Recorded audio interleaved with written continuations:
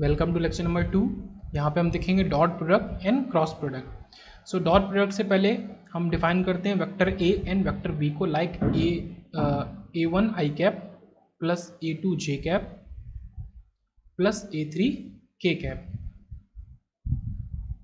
Basically हम A one I plus A two J plus A three K भी लिख सकते हैं, वो भी करेक्ट है, बट एकदम करेक्ट के कैप के साथ ही होता है। इधर हमने बी में बी वन ले लिया I cap plus B two J cap plus B three K cap. Now A vector dot B vector क्या होगा, और बेसिकली सबको पता है कि हम ए वेक्टर का मैग्नीट्यूड बी वेक्टर का मैग्नीट्यूड और cos theta, theta is what, like this is A and this is B, this is X axis, this is Y axis. Theta दोनों वेक्टर के बीच का एंगल है, this is theta. So dot product को हम A B cos theta या फिर magnitude of A into magnitude of B into cos theta भी लिखते हैं। शॉर्ट में हम क्या करते हैं, बाद में हर चीज़ को शॉर्ट करते आते हैं, ए बी कॉस थीटा। तो वेक्टर ए का मैग्नीट्यूड ये सबसे नहीं, A dot B is A B cos theta. अब बात आई कि यहाँ पे कॉस थीटा ही क्यों यूज किया गया है। ओके, एंड सम रिलेशंस जो आपको पता होने चाहिए, like I dot I is 1, j dot j is 1, k dot k is 1, but their opposite 0, i dot k 0, j dot k 0। अब ये है, ये बता दिया जाता है, बट ये क्यों है और कहाँ से आए हैं ये इंपॉर्टेंट है जानना। और फिर सबसे आखिरी में हम इन दोनों का डॉट करेंगे।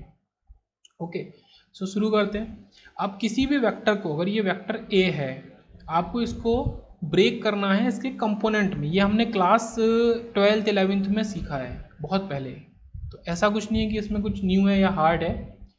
आपको ब्रेक करना है इसको इसके कंपोनेंट में। ओके, ये दिस इज एक्स एक्सिस। हमेशा हम जो ए साइन थीटा और ए कॉस थीटा की बात करते हैं, उसमें हमारा थीटा होता क्या है, थीटा हमारा ये होता है। ओके, अगर ये हमारा थीटा है तब उस केस में हमारा ये ए कॉस थीटा होगा एंड ये ए साइन थीटा होगा। ओके, अब ये क्यों मैं बता रहा हूँ, इसका क्या कनेक्शन है वो भी देखते हैं। अगर आप इसको थीटा कंसीडर कर लो, ओके, इसको कंसीडर कर लो, तो ये आपका ए कॉस थीटा बन जाएगा एंड ये आपका साइन थीटा बन जाएगा। एंगल और कलर से आप मैच करना, एंगल और कंपोनेंट मतलब किस कलर से लिखे उससे आप मैच करना, ये साइन थीटा बन जाएगा। ओके, तो ऐसे आप कंपोनेंट ब्रेक करते हो। तो ये ए वेक्टर हमारा नहीं रहा, अब ये दो कंपोनेंट में जो कि एक्सिस के अलोंग है। ओके, सो वहाँ पे हमने ब्रेक कर लिया। तो यहाँ से एक चीज़ तो समझ में आई कि जिस भी एक्सिस से आप एंगल ले रहे हो उसी वाले एक्सिस पे आपका कॉस का कंपोनेंट होगा। ओके, कोसाइन का कंपोनेंट होगा। साइन एंड कोसाइन की डेफिनेशन भी थोड़ी सी इसी के बेसिस पे आती है, पर इतना डीप नहीं जाएंगे ट्रिग्नोमेट्री में। तो बस इतना याद रखना है कि जहाँ पे भी आपका थीटा है वहीं पे आपका ये है।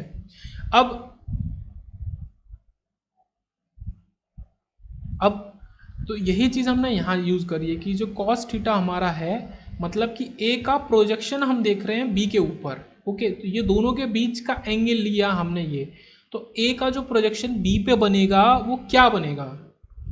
मैंने एक चीज़ आपको बताई, थोड़ा सा ट्रिकी होगा पर समझना ज़रूरी है।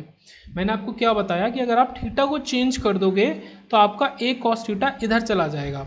मतलब आप थीटा को किसी भी एक्सिस से ले सकते हो, जेड से, वाई से, एक्स से, या किसी भी वेक्टर के साथ ले सकते हो, डेट्स पॉसिबल।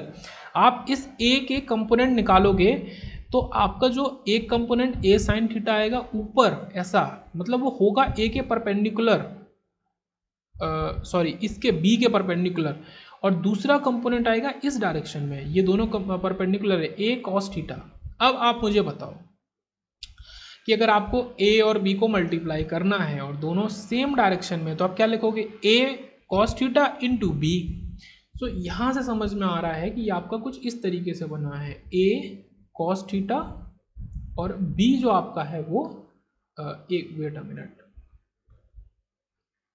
बी जो है वो अलग है। मतलब ए कॉस थीटा अपने आप में एक कंपोनेंट है, मतलब इतना डीप में नहीं कोई चलता है। सो ए कॉस थीटा आपको उसका प्रोजेक्शन, ए का आपने बी के एक्सिस पे लिया, बी किसी भी एक्सिस में हो सकता है, मैंने इसीलिए पहले से उसको अलग बना के दिखाया, एक्स एक्सिस से थोड़ा ऊपर बना के दिखाया है। ओके, और ये जो परपेंडिकुलर एंगल होगा तो ए साइन थीटा ए कॉस थीटा हमेशा दोनों अपने आप के परपेंडिकुलर होंगे हमेशा। आप इस केस में देखो, यहाँ कॉस नीचे और साइन ऊपर है, यहाँ कॉस ऊपर है साइन नीचे, perpendicular perpendicular perpendicular.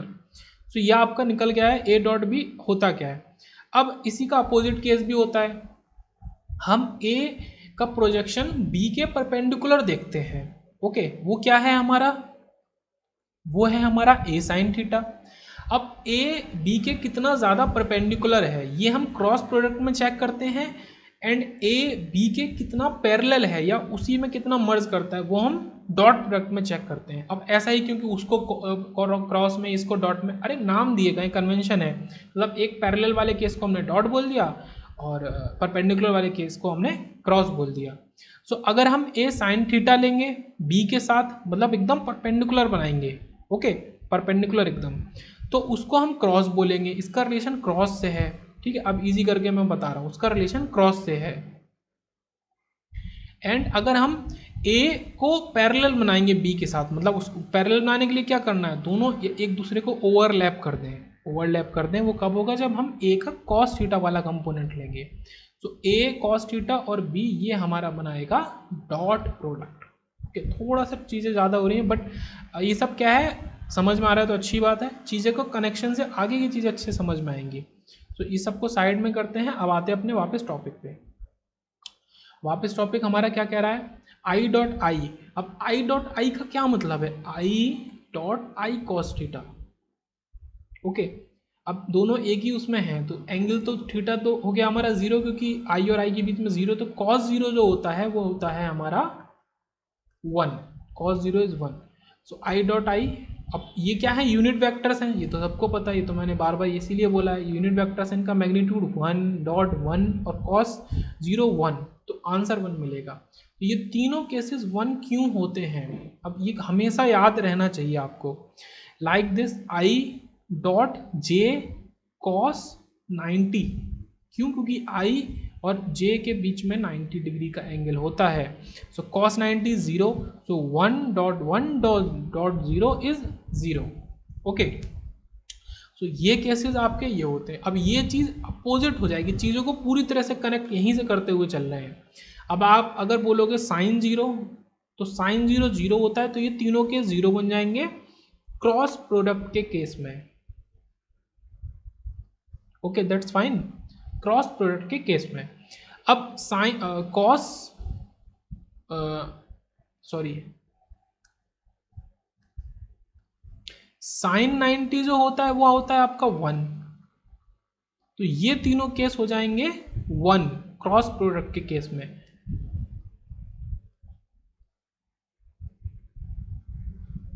Okay, cross product के केस में, तो ये भी याद रखना है।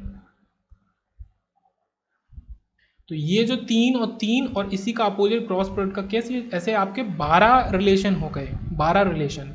अगर आप भूल रहे हैं तो हम क्रॉस प्रोडक्ट के केस में हम लिखते भी क्रॉस में ही हैं, I cross J is what 1, sorry 0।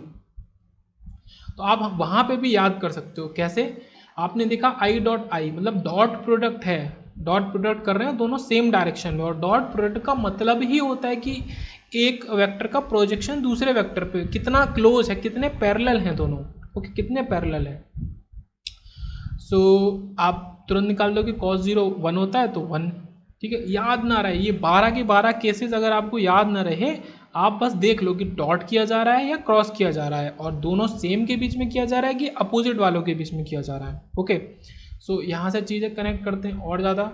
अब क्रॉस प्रोडक्ट को भी उठा लेते हैं, ए क्रॉस बी, उसको ऐसे डिनोट करेंगे। So A cross B is similar A B sine theta.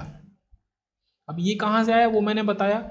Dot product का मतलब, मैं फिर से रिपीट करता हूँ, डॉट प्रोडक्ट का मतलब है दोनों वेक्टर कितने ज़्यादा पैरेलल हैं एक दूसरे के, या फिर ए वेक्टर का प्रोजेक्शन बी के ऊपर क्या है उसके संग प्रोडक्ट करना।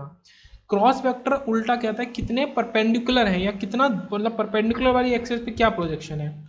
तो इसको अगर उठाएं तो ए और ए साइन थीटा अपने आप में एक क्वांटिटी है, लाइक दिस, और b आपका अपने आप में एक क्वांटिटी है। इसको भी हम देखते हैं ग्राफ से ये ए साइन थीटा था, इसको हमने बी, ये दोनों ब्लू हाईलाइटर से सर्किल है, इसको हमने बी के संग किया तो आपका क्रॉस प्रोडक्ट बना। तो बी के कितना ज़्यादा परपेंडिकुलर है ए, मतलब हम क्या कर रहे हैं, ये जो ए है, ये जो ए है इसी को हम ऊपर करें परपेंडिकुलर में तो हमारा क्रॉस देगा, और बी की डायरेक्शन में करें तो डॉट देगा। तो समझ में आ रहा होगा, चीज़ें थोड़ा सा ज़्यादा ऐसे उसमें वो हो गई, बट ठीक है। अब आते हैं वापस, अब इनका हमें डॉट प्रोडक्ट निकाल के देना है। ओके, इनका डॉट प्रोडक्ट निकाल के देना है, तो इसको मैं फिर से नोट कर लेता हूँ। a1i plus a2j plus a3k, b1i plus b2j plus b3k। Okay, अब a डॉट b हम ऐसे भी लिख सकते हैं, a1i plus a2j plus a3k dot b1i plus b2j plus b3k। अब ये पर्टिकुलर डॉट प्रोडक्ट के अंदर की क्या बात होती है उसको हम देख रहे हैं। Okay, so it's simple. अब आप क्या करोगे, सिंपल सा मल्टीप्लिकेशन करो, या आप एसोसिएटिव रूल लगाओ, a का b के साथ, फिर a1 का b1, इसका इसके साथ, इसका इसके साथ, यही चीज़ इनके संग भी बनेगी, इसका इसके साथ, इसका इसके साथ, इसका इसके साथ, यही चीज़ a3 के साथ। आपके 9 केसेस हो गए, 1 के 3 केसेस, 3 के 9 cases.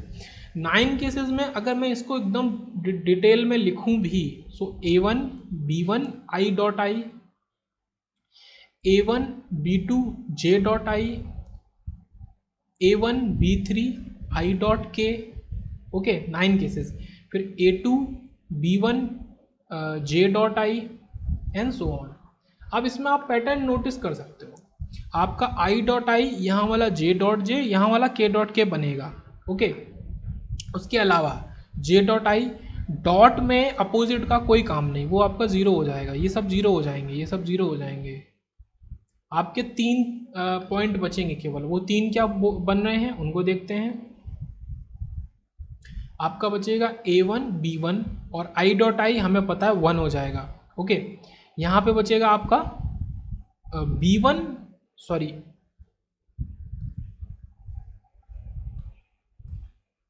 a2 b2 plus a3 b3। Okay, a3 b3। So simple सा आपका ये आंसर आया अगर आप डॉट प्रोडक्ट निकाल रहे हैं। सो a1 का 1 के साथ जो भी आपका मैग्नीट्यूड है, 2 का 2, 3 का 3, और बाकी आप ऐसे भी वो तो लिखते ही हैं, a dot b is a magnitude b magnitude और cos थीटा। बस इतना मेन है, इसको आप समराइज करके रखेंगे, इसको आप लिख के रखेंगे, इतना मेन है।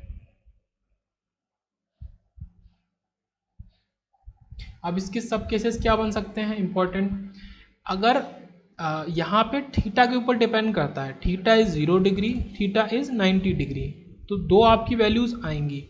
अब सबको पता है cos 0 1 होता है, तो अगर a और b सेम डायरेक्शन में है तो वो सीधे से a मैग्नीट्यूड और b मैग्नीट्यूड दे देंगे, दोनों को मल्टीप्लाई कर दो, आप उनके मैग्नीट्यूड को मल्टीप्लाई कर दो, बाकी सब भूल जाओ। क्यों, दोनों सेम डायरेक्शन में, a vector b vector.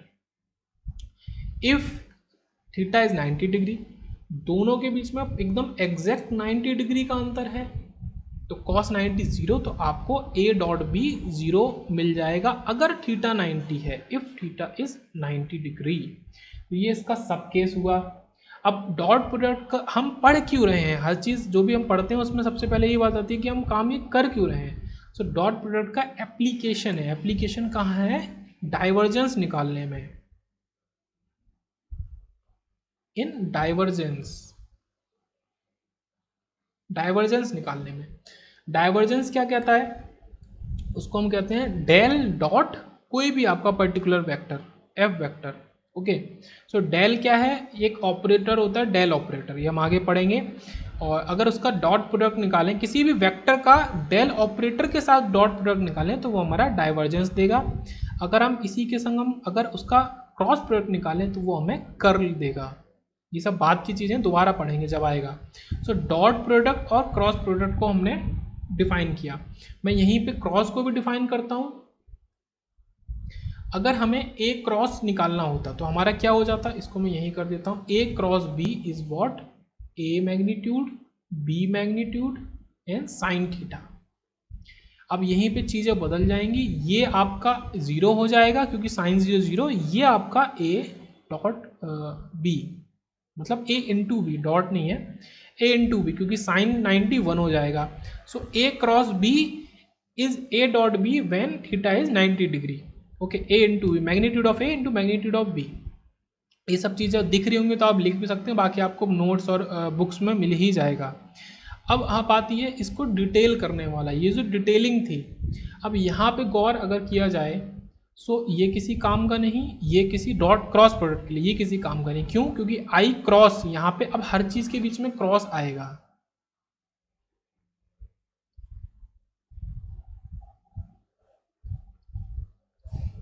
I cross I, J cross I, I cross J, I cross के, इस तरीके से। अब क्रॉस वाले केस में हम देखें तो ये किसी काम के नहीं, जो अपोजिट है, सॉरी जो सेम है। अब अपोजिट वाले हमको क्या देते हैं, 1 देते हैं। तो यहाँ पे जो हमारा बचेगा, तो जो यहाँ पे जो बचा था ये सेम थे, A1 B1 A2 B2 A3 B3, यहाँ पे हमारे अपोजिट वाले बचेंगे, लाइक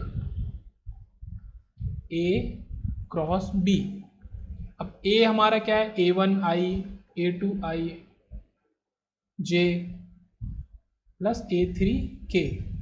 B हमारा क्या है, B1 I plus B2 J plus B3 K। इसका सॉल्यूशन एकदम सिंपल होगा, जो भी आपके अपोजिट के पेयर बनना है, मतलब A1 का आपका B2 और B3 के साथ सिमिलरली, मैं दिखाता हूँ आपको, A2 का आपका B1 और B3 के साथ सिमिलरली आपका A3 का B1 एंड B2 के साथ। तो आपको ये बनाने हैं पेयर, क्यों? क्योंकि ये अपोजिट है। I क्रॉस K 1 होता है, I क्रॉस J 1 होता है, J क्रॉस K 1 होता है। जहाँ सिमिलर आ जाएगा वहाँ पे वो 0 हो जाएगा, क्रॉस के केस में, A dot B sine theta वाले केस में, ओके, क्रॉस प्रोडक्ट के केस में। सो इसका सॉल्यूशन हम जब लिखेंगे तो A1 B2 plus A1 B3, ये A2 B1 plus A2 B3 plus A3 B1 plus A3 B2। अब ये पूरा सॉल्यूशन होगा। सो यहाँ से एक डिफरेंस और निकल के आता है जिसको हमको याद रखना है। डॉट प्रोडक्ट जो होता है वो हमको 3 टर्म्स देता है, क्योंकि I dot I, J dot J और K डॉट के वो 3 ही एग्जिस्ट करते हैं। क्रॉस प्रोडक्ट जो होता है ऑन द सेम हैंड, वो हमको 6 टर्म्स देता है, because I cross J, J cross K, I cross K, okay, और J क्रॉस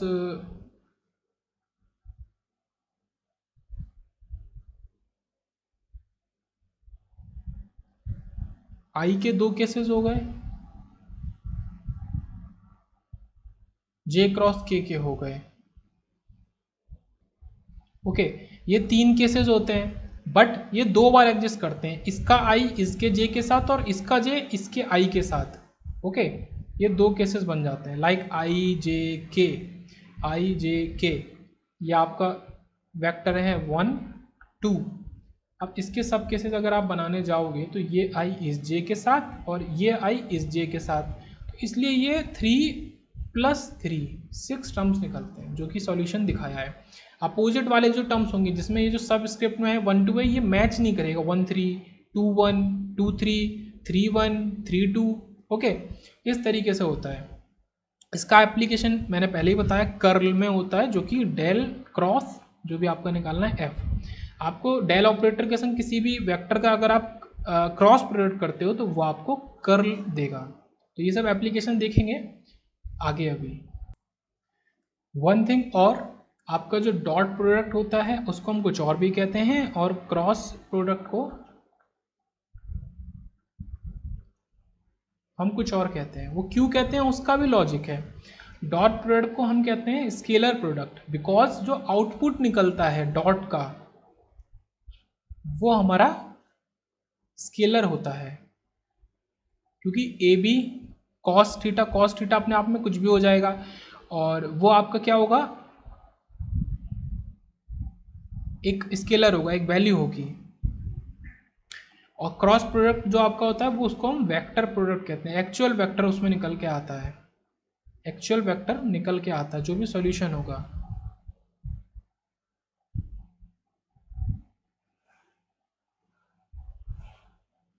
उसको भी देखते हैं।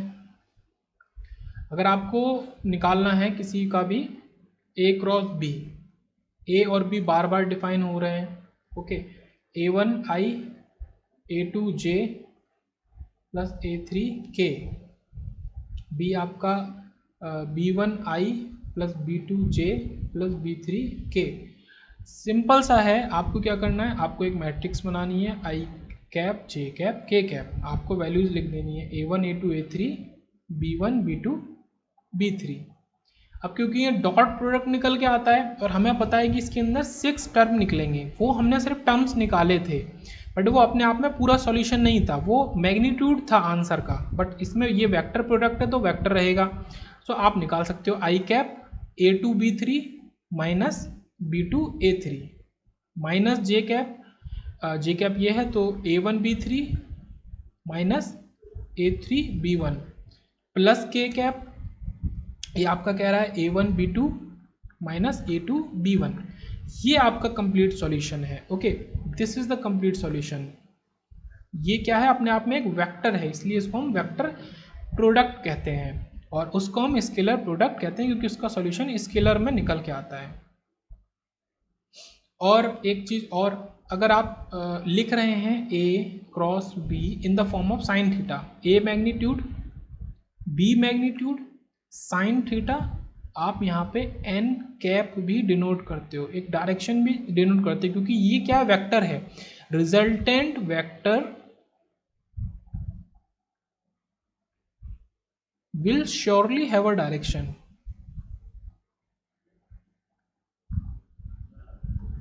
रिजल्टेंट वेक्टर की डायरेक्शन होगी, so this N cap is very important, okay.